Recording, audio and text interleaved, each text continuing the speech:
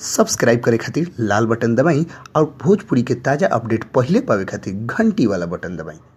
छपरा जिला भोजपुरी पर वालों के बहुत बहुत स्वागत बा। जी है भोजपुरी इंडस्ट्री से बहुत ही बड़ा खबर निकल के सामने आ रहा बा। वालों के बता दी कि आज खेसारी लाल के फिल्म दुल्हन गंगा पार के सिनेमा हॉल में लागल है। दर्शक भी काफी अच्छा रिस्पांस दिलन, काफी लोग गई फिल्म देखे।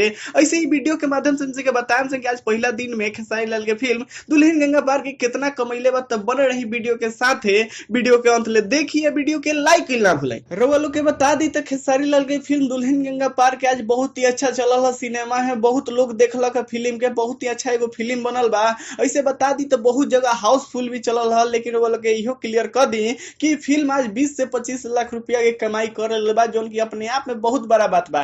काहे कि भोजपुरी में बहुत कम फिल्म होला जो कि पहलका दिन 20 लाख के करीब पहुंचेला।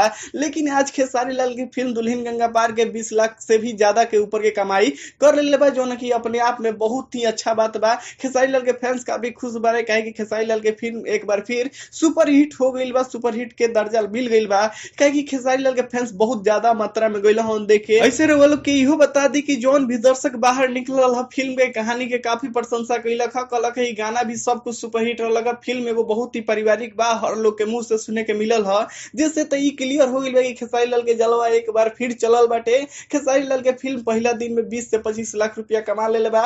ऐसे देखल दिलचस्प है कि फिल्म शनिवार एतवार के कैसन चलता। अभी तक खबर ये सामने निकल गया खेसारी लाल के फिल्म पहला दिन बहुत ही अच्छा कमाई कैले बाटे।